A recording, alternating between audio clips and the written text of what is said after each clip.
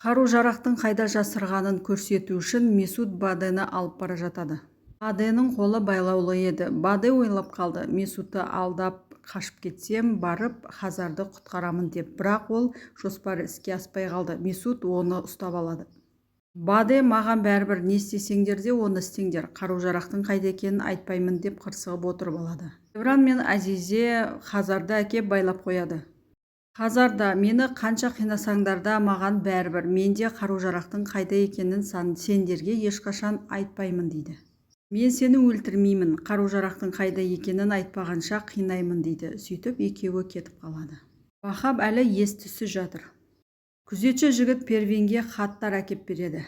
Осы хаттардың ішінде Кеви кемпірден келген хат бар екен. Первин, мына өлсе де бізді тыныш қоймады ғой дейді. Сол кезде Вахаб оянады, ал Первин болса хаттар туралы ұмытып кетеді.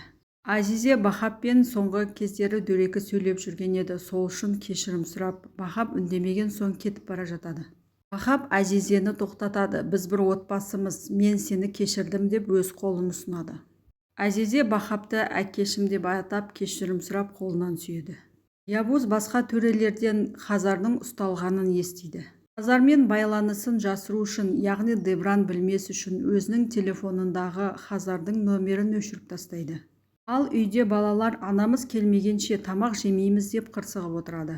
Азизе келеді. Девран жезелерің сендерге тәтті тамақтар алып келді дейді. Ішінде шашлык та бар деп балаларды тамақ жеуге көндіріп жатыр. Зылиханың мұрнына тамақтың иісі келіп, ол жүрегі айнып шығып кетеді. Жуынатын бөлмеде құсып жатыр. Айнаға қарап, мен не істеймін, мына халімді үйдегілерге қалай айтамын деп уайымдап тұр. Хашмет әйелін екі қабат деп ойлап жүр.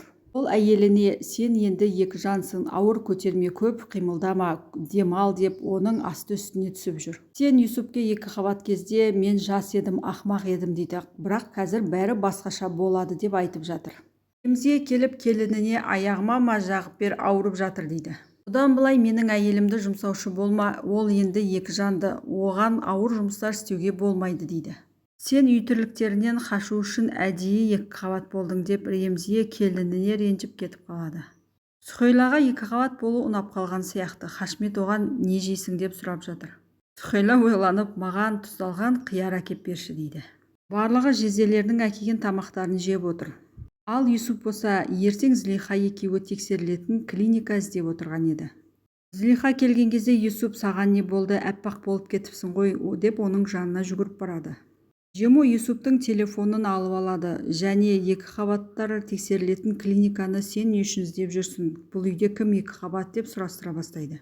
Зылиха мен Юсуп ұсталып қалдық деп ойлайды. Сол уақытта Хашмет келіп, көліктің кілтін бер, анаң тұзды қияр жегісі келіп тұр дейді. Хашмет әйелім жүкті, әке атанамын деп мақтанып тұр.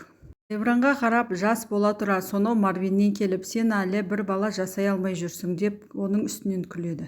Азизе Хашметті құттықтайды. Солай Юсуп пен Зылиха оңай құтылып кетеді. Бала барлығын есіне түсірген еді. Ол балаларын аман алып қалу үшін енді Явуздан құтылмақшы. Явуз ұйықтап жатқанда оның бөлмесіне пышақ алып келеді. Явузды өлтірсем, балаларымды аман алып қаламын деп ойлайды бала. Және күйеуінің кегін алуды да ойлап жүр. Явуздың жанына келіп, енді оны өлтірмекші болған кезде Хамет келіп, баланың қолын ұстап алады. Балаларыңа енді қауышқанда Явузды өлтіріп, түрмеге қамалып, олардан тағы айырылып қалмақшысың ба деп баланы алып кетеді.